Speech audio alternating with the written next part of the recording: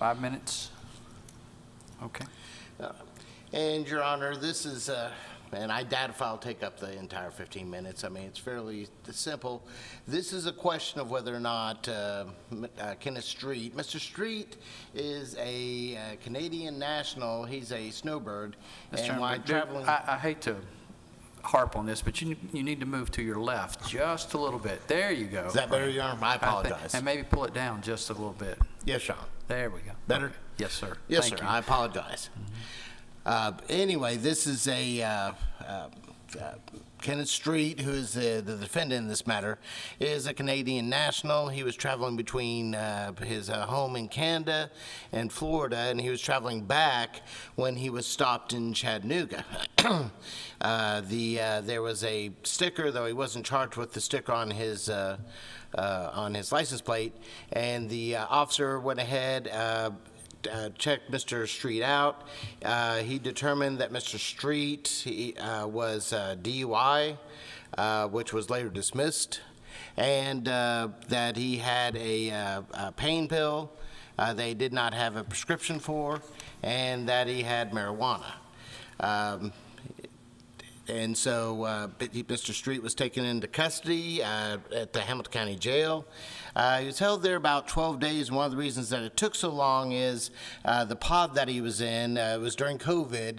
They had, COVID had come up, and therefore that had kept him from being able to go ahead and have a quicker hearing than what he did. Mr. Street he's quadriplegic. He can move, but he can't feel his limbs and everything. So that was one of the reasons why there's a question as to whether or not he was DUI. He also is asthmatic. He testified he had 5 episodes in jail and needed his medicine. And so by the time that his court case came up, the state made him an offer to go ahead and get out of custody. He would plead guilty to 2 years running consecutive, 2 1129s, but it would also be determined that it would be divertible if he was eligible for diversion. He took that, but then one of the questions he did have before, and he asked the judge and did ask his attorney, was whether or not this would affect him being able to come back through the United States. And the attorney had basically said, I don't know.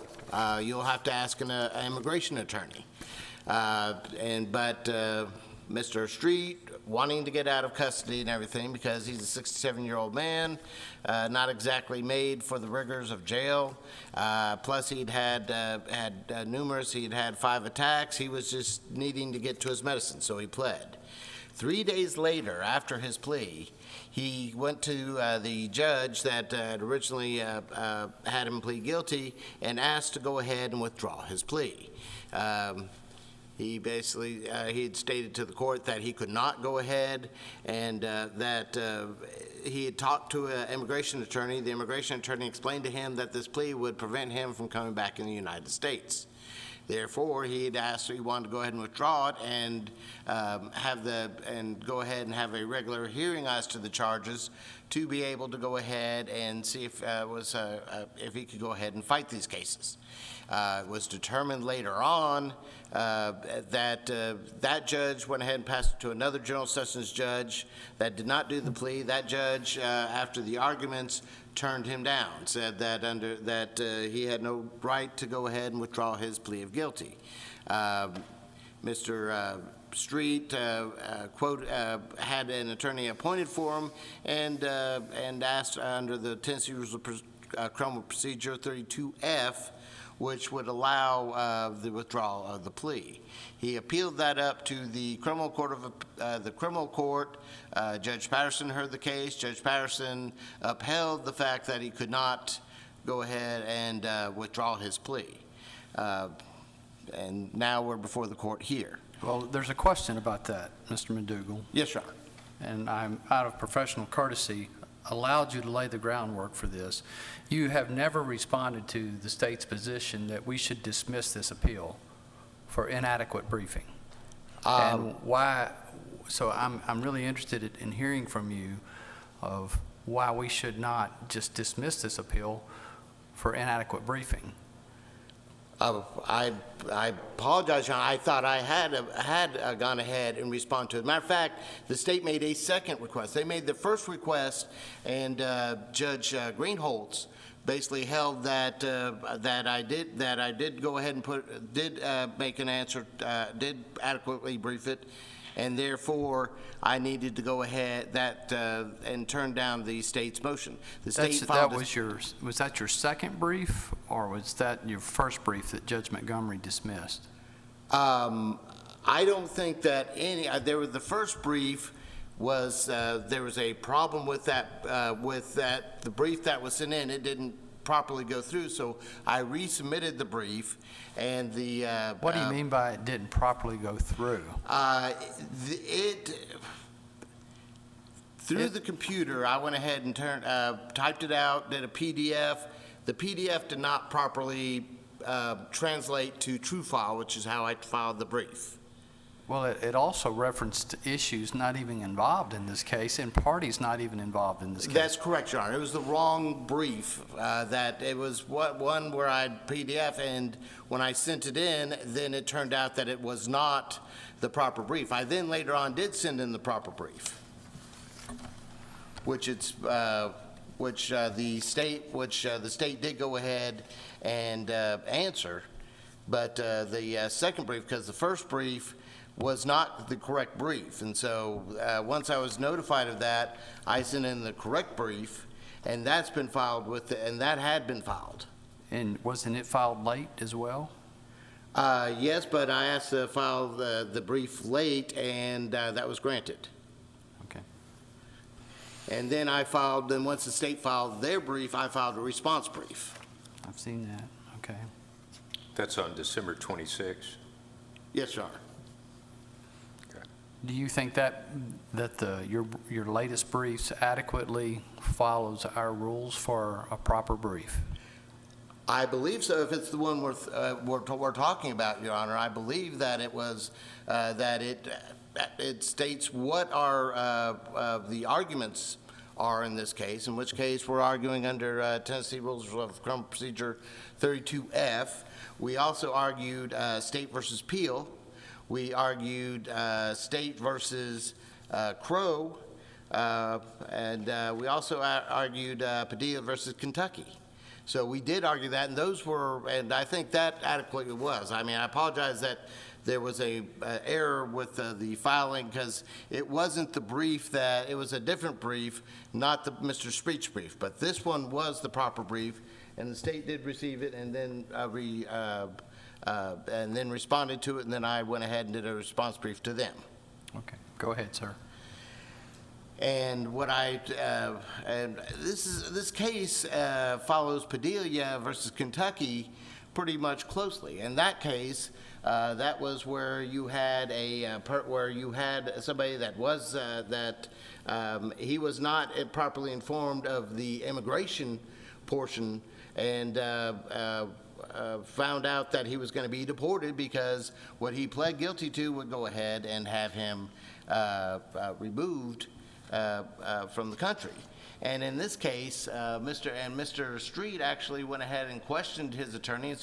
And his attorney did admit that Mr. Street did go ahead and talk to him and spoke to him about the immigration, whether or not he could go ahead and go across the border.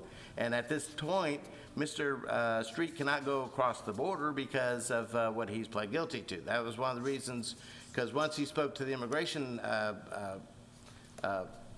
attorney, that he realized that it would affect him going back and forth between the border, and that's why he was going ahead and that's why he was wanting to withdraw his plea.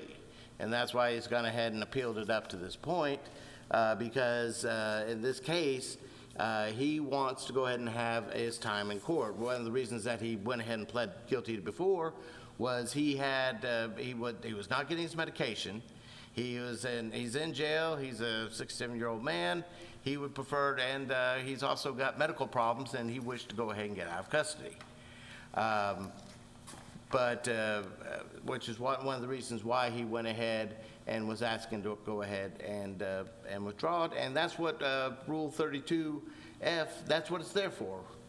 The court has, I mean, if he just has buyer's remorse, let's say, where he has a change of heart and decides he doesn't want to plea, that's one thing.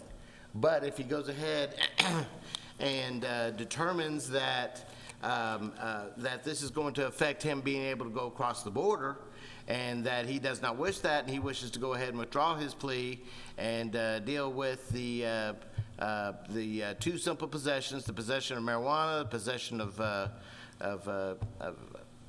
and I believe it turned out to be hydrocodone, and then a DUI, he should have that right. The state is not hampered in any way by the fact that Mr.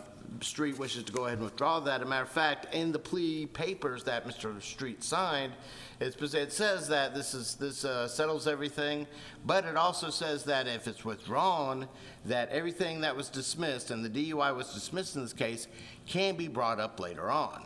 It can be brought back. All his cases can be brought up, and he can be convicted of that. As a matter of fact, if he was just charged with a felony that was dismissed or reduced, then that would be able to be used. That could be, he could be charged with that. And in this case, what he was wanting to do, once he realized that it would affect him coming across the border, he wished to go ahead and withdraw because he goes to Florida every so often, and then in the instant case, Your Honors, he was brought into he was in jail. There's no way for him to bond out because he's from Canada. He had nobody here to go ahead and bond him out. He had nobody to go ahead and had no way of getting his medication. He had 5 attacks. He was desperate to go ahead and get treatment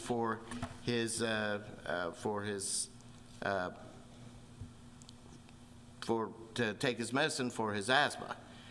And so we would aver to the court that 32F, that he should have been allowed to withdraw his plea and to go ahead and relitigate it, understanding that the court tries to go ahead and that they are dealing with a lot of cases.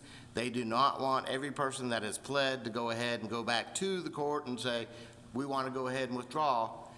They wish to go ahead and once they settle a case, go on to the next case in this case. But in this case, what it allows us to do is, and part of the thing that Mr. Street was stating is that it was not knowingly made, his plea wasn't, because at the time that he pled, he wasn't sure how it would affect him going across the border. And once he found out, he went ahead and wanted to withdraw it. It was so that covers one status of which it's entered in through misunderstanding or through fear or fraud. In this case, it was through fear. Basically, he's stuck in jail. He's not getting his medication. He's with a bunch of very bad people and wants to go ahead and get out. But once he realizes how it'll affect him, he wishes to go ahead and withdraw. And I apologize. I know that the courts stated that I have not properly briefed this, but I'm pretty sure I had once it was pointed out to me that the wrong brief had gone through, and I apologize for that. But I will go ahead and, if nothing else, I'll wait for 5 minutes.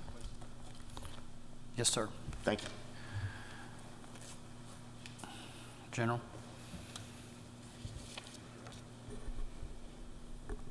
Good afternoon, Your Honors. Abigail Hornsby for the state.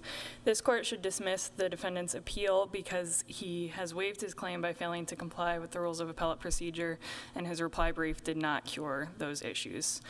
But waiver aside, the totality of the circumstances here demonstrates that the defendant's plea was voluntary. The only prongs, as far as I can tell, that he argued before the lower courts and in his brief to establish manifest injustice were either that the plea wasn't voluntarily entered because of this immigration issue, and then he also sort of brought in kind of a quasi-ineffective assistance of counsel claim to try to demonstrate manifest injustice. But here, the totality of the circumstances establishes that the defendant understood what he was doing and that his plea was voluntary. He was advised by a competent attorney. His attorney testified that he met with him several times throughout the plea negotiations and that he spent an abnormal amount of time with the defendant given that it was General Sessions Court. After they discussed the plea, the attorney thought that the defendant understood the plea agreement, and he advised the defendant that it could have adverse consequences on his immigration status. My understanding from the record is that the adverse consequences came more from how Canada looks at the conviction rather than on the United States side. So the attorney can't be expected to go research every little facet of how a misdemeanor possession conviction would translate to in Canadian law and then impact the defendant's ability to cross the border. So here, the attorney's advice that there could be adverse immigration consequences and the defendant should have spoken to an immigration attorney before pleading guilty, that advice was sufficient, and the defendant understood that there could be adverse consequences, but that the specific impacts were kind of a question mark. And the trial court made that explicit finding that the attorney advised him in that way, and the defendant understood that. I mean, that would be the case in every case where there'd be immigration consequences, right? It'd be up to another court, whether it be the immigration court or another country. Sure, but there are some instances where there may be clear, like, deportation consequences. Deportable offenses. So, yeah, for, like, in Padilla, for example, where it's, Right. There's that clear consequence that will happen that you should be expected to know and attorneys should be able to advise their clients about. But when it's something where it's, a relatively minor misdemeanor offense, it has more to do with Canadian law, the average criminal attorney advising defendants is going to give the advice of you should talk to an expert and should give the advice of you should talk to an expert in immigration law about this issue because I can't adequately advise you. And Mr. Street decided to ignore that advice and proceeded to plead guilty anyway. But he understood that there was the potential for immigration consequence. Let me ask you a question because I don't know that much about immigration. Sure. Is there anything in the record that he was trying to immigrate to the United States? Is not clear. There's not a lot in this record because it was a General Sessions Court case. So there's some indication that he would travel back and forth between the United States. I'm not sure that he was trying to move One here. thing to travel back and forth, but there's a whole lot's been said about immigration consequences, and there's nothing in the record that he was even attempting to immigrate to the United States? Not that I'm aware of. I believe it was just travel back and forth between the two countries, as far as I'm aware. It's not clear from the record what exactly his goal was. This would not be immigration consequences, it would be some other collateral consequences. I suppose it would be more travel consequences, perhaps. Might kind of fall within the umbrella. But it's not clear from the record Is there what. anything in the record that he's actually been removed from the United States? I believe there's no indication that he was removed from the United States, no. I believe he traveled back to Canada and then was not able to come back to the United States.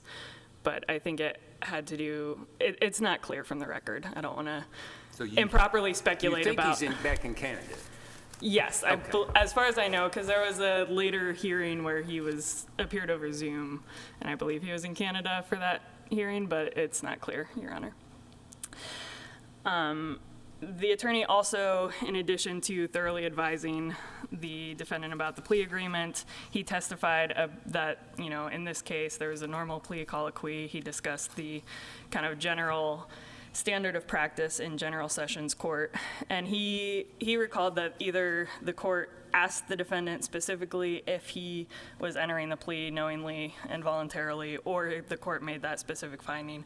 And the defendant recalled that he told the court he was entering the plea knowingly, voluntarily, and intelligently. So even by the defendant's own testimony at the plea withdrawal hearing before the criminal court, he testified that he recalled kind of the court asking these questions, and he agreed that it was voluntary.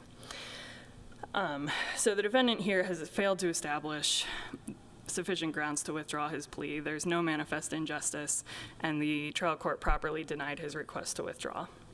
And if this court has no further questions, we ask that you dismiss the appeal. Thank you. You asked that we dismiss the appeal? Yes, for waiver purposes, or affirm his conviction. And to go ahead and first respond to the court, it was true that the first brief that I did was actually mixed with another brief, and that was the problem that when I sent in, and once that was brought to my attention, that's where I corrected the brief and went ahead and filed the other brief. To respond to what the state is, and so we'd object that, I mean, there has been an objection to go ahead that we have properly objected to the fact of brought forth what our objections are. If the court turns us down on that, that'd be one thing. But we have brought forth case law, and as well as the fact that that it was improperly done under Tennessee Rules of Criminal Procedure 32F. In which case, and to also answer the court's question as to whether or not Mr. Street was not immigrating, he was traveling from his home in Canada across the United States. But however, once he found out that this plea would prevent him from crossing the border, he has not been, in matter of fact, in this case, he has to, he's had to testify by WebEx because he cannot cross the border based upon his plea. So that's one of the reasons why he went ahead and forwarded, and he did not know this at the time. And once he found that out, that's why he went forward. The state wants to state that he was did it voluntarily, and what his testimony was that he didn't. I mean, first off, he was in an untenable situation that he wanted to get out. He was desperate to get out of jail. That in itself is not enough. That is correct, but if he does it and finds out later on there's going to be other problems, and in this case, he found out that he would not be able to cross the border again. These are relatively minor misdemeanors and everything else like that, and but of course, I mean, the state, once they've gone ahead and once the court has gone ahead and disposed of the case, determined that he did not that he did the plea and that it was voluntarily. And what he'd stated was the plea wasn't knowingly involuntary because he didn't know what the consequences were, that he would not be able to come back in the United States, that he was denied, and whether or not he was denied effective assistance. Even the attorney basically stated that he could not go ahead and tell him for sure what would be happening to him if he went ahead and pled to this, which was one of the questions that he had. So he could go ahead and remain in custody while he waited for the court, while he waited for his attorney to find this out, or he could get out, get his medication, which was the purpose that he wanted to do, and then be able to get out for that. But whether or not there's a manifest injustice, the cases are pretty much, it's pretty much goes by case basis. In this case, we'd say there's a manifest injustice because he did not know for sure what he was pleading guilty to, and his plea wasn't based upon guilt or innocence. It was more to get out of custody, which there are a lot of people that plead to go ahead and get out of custody. That's something that does happen and everything. But in this case, we would state that it wasn't knowing and voluntary because he was not, it didn't give him a chance to go and fight it. He had nobody to bond him out. He's basically far from home. He wished to go ahead and get out of custody so he could go ahead and get his medicine, which unfortunately the jail wasn't able to get his medicine. But So when we look at the record, did he plead guilty or no contest? he pled guilty. And admitted under oath that he did? That's correct, Your Honor. Okay. And Thank you. We will issue an opinion shortly. thank you. We're going to take a 10-minute recess and resume at approximately 2:45. All rise.